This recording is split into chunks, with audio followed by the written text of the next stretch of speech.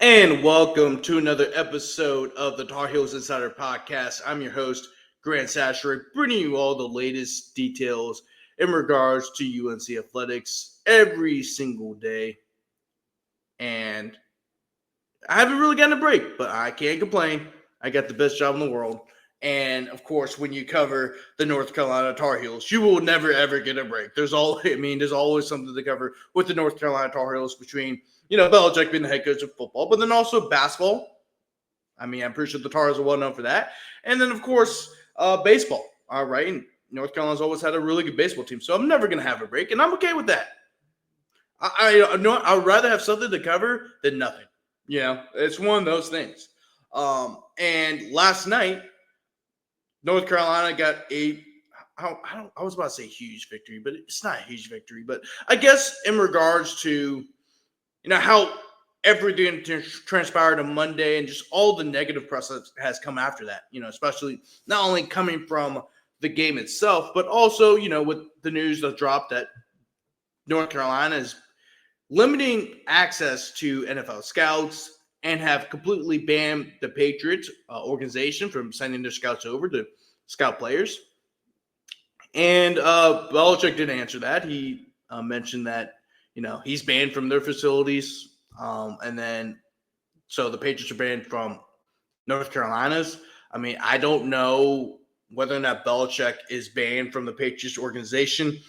I'll let the Patriots and Bob Kraft or whoever's doing the communications over there handle that, because I'm pretty sure they will respond. I'm almost positive they're going to respond. So I'm going to let them handle that stuff, but I'm going to focus on North Carolina's 20-3 victory over Charlotte. And it was a much needed victory. This was a much win for North Carolina, which is, I know that sounds kind of like a reach, but considering that, and I talked about this in the last spot, considering how bad you lost on Monday, all the negative press that came afterwards, and then also on top of that, you're going up against an in-state program, right? And I know they're mid-major, and Charlotte's not really that good. That was like Charlotte's Super Bowl last night. There was over 19,000 people that attended that game. It was the most attended game in Charlotte history. The stadium, by the way, also fits 15,000 people in it. So it went over capacity. That says a lot about how big a game that was. And even if Belichick wasn't the coach, it still would have been a sellout crowd, and it still would have had 19,000 people in it, right? And that's what the environment you're kind of going into. In North Carolina, even though as sloppy as they looked, they had some improvements, and I'll talk about that soon. But as sloppy as they looked, it still was a win's a win. Wins are hard to come by.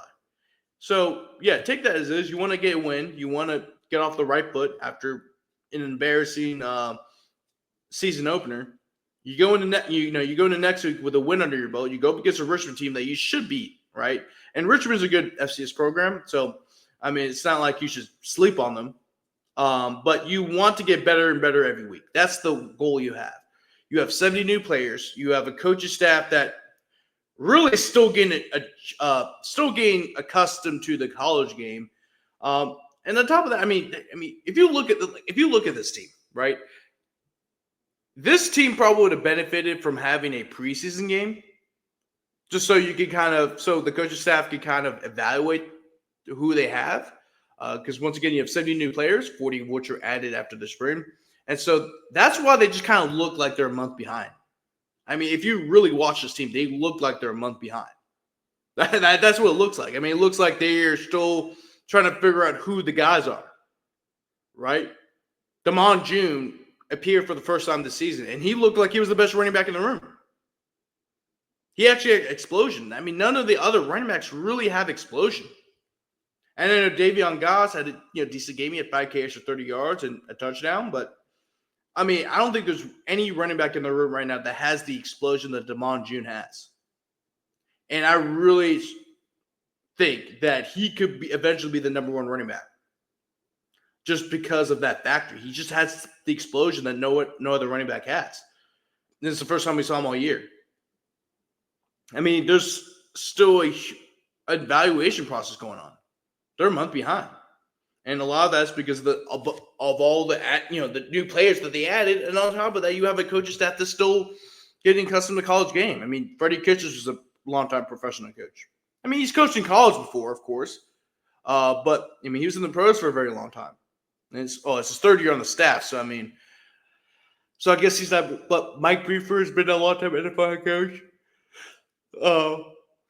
Steve Belichick, the defense coordinator. I mean, his second year being a college coach, but he's still getting accustomed to it.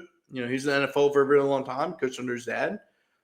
Brian Belichick, I mean, he was a pro coach for all of his career. I mean, if you look at a lot of the coaches and the coaching staff, they either haven't coached in college football before, or they are in the pros, or they're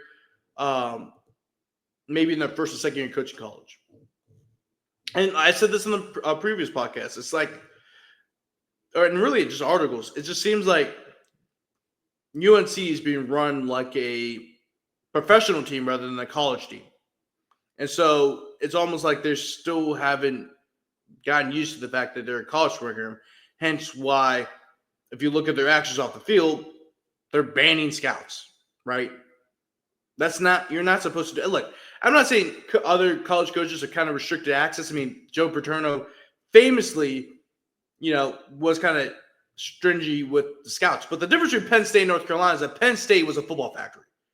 Penn State's one of the biggest football factories for the NFL. I mean, there's a lot of Hall of Famers that have gone to Penn State. I mean, Micah Parsons right now went to Penn State. He's the best edge rusher in the professional football league, in the National Football League.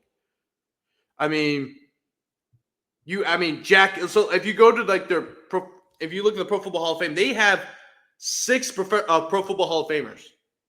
Jack Ham, one of the greatest linebackers of all time, part of the Steel Curtain defense of the 70s. Franco Harris, Mike Machowski, although he played for the Packers like a long time ago. Lenny Moore, Mike Munchak, Dave Robinson, right? I mean, and also the list goes on. I mean, they are literally known as Linebacker U for the amount of linebackers they have sent to the National Football League. I mean, they are a legit football factory. They got. You know what I'm saying? Like that's just a different ordeal. It's just a different ordeal than North Carolina. North Carolina may have like a really good prospect every once in a while, but it's not like they're a football factory. Even though they do have a good tradition of sending some guys to the NFL, but it's not like they are a USC or LSU or Ohio State or a Miami. So Joe Paterno can afford to do that because those players are going to be first round picks anyway. So North Carolina, you don't have that. I mean, the only guy I could think of that is an NFL guy is Thaddeus Dixon. But he might be borderline, right? Unfortunately. And, a guy like Thaddeus Dixon could really benefit from having scouts on campus. But that's what I'm saying. Like, it's just not run differently. But, and that's why this just looks so sloppy. But I'll say this. They did improve. It wasn't pretty, but they did improve. They actually played to Gio Lopez's strengths. I mean, Gio Lopez went 17 for 25 with 155 yards and a touchdown. I mean, if you look at that first drive, I mean, and to be honest with you, North Carolina's probably the number 1 team in first drives. And apparently that's the thing with Freddie Kitchens. I saw something where I think some Browns fan commented or what. I was thinking it was on YouTube or Twitter. I forgot what it was. But, the thing is when Freddie Kitchens was the play caller for the Browns, apparently they always had really good first drives. And then after that, it was, So, but, I mean, and the first 2 plays, it was a kind of like this RPO quick pass to Ben Hall. Then it was a screen pass, like this double screen pass to Caleb Hood. And then they went over the top 51 yards to Chris Culliver for the first touchdown of the game. And really, to be honest with you, Chris Culliver had a huge game too. 3 catches for 74 yards and a touchdown.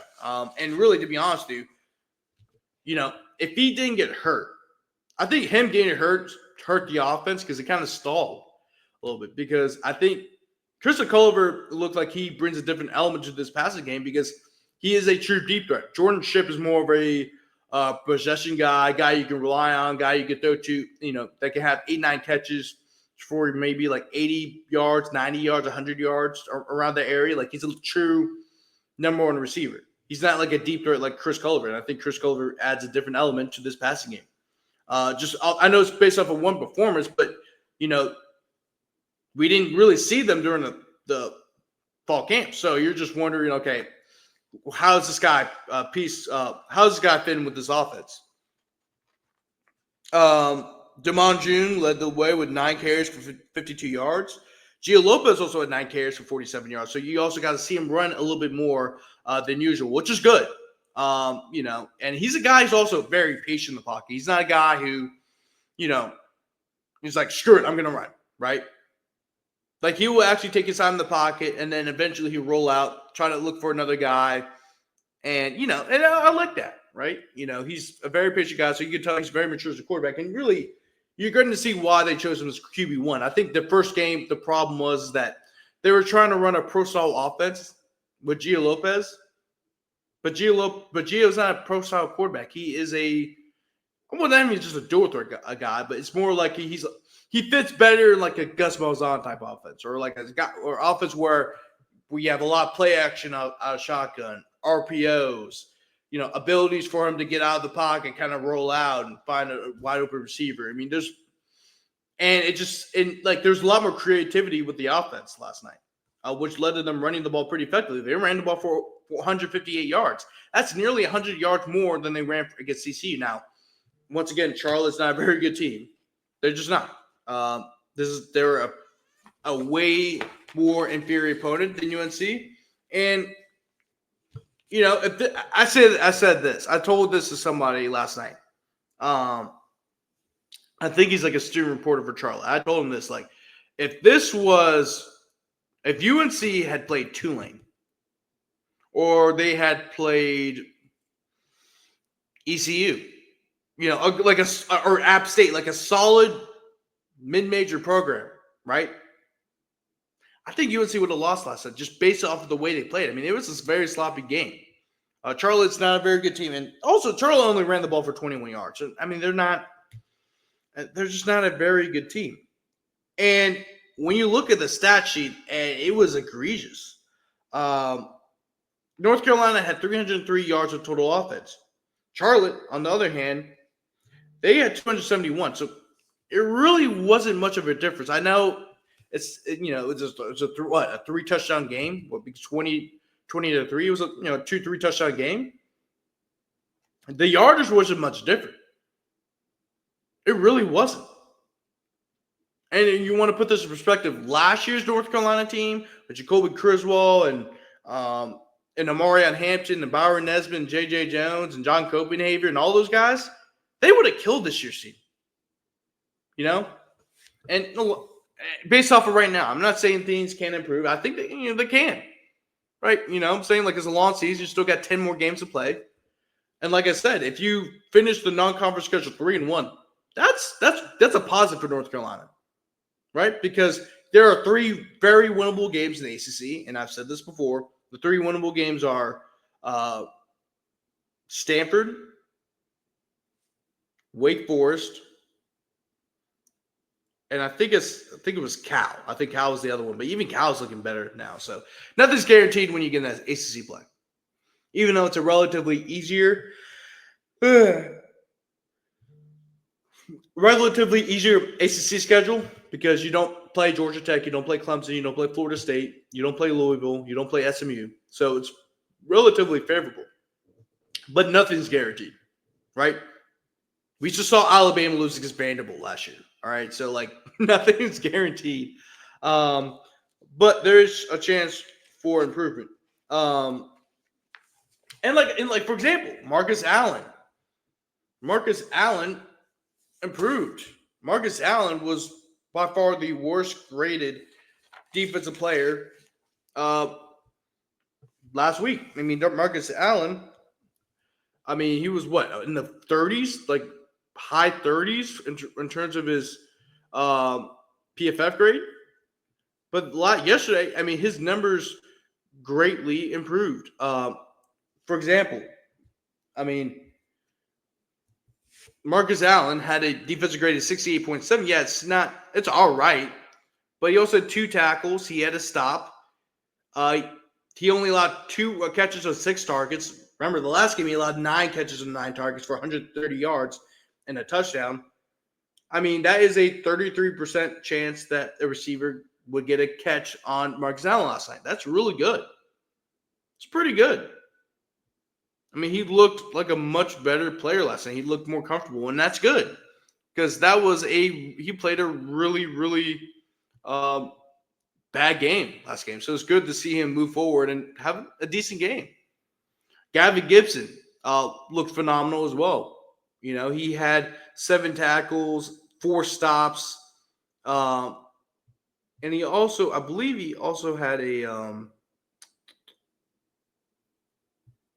Did he have a PBU too? Yeah, he also had a PBU. So I mean, he had a really good game last night. I mean, Bayard with 7 tackles as well. Let me rephrase. He had 6 tackles and a tackle for a loss.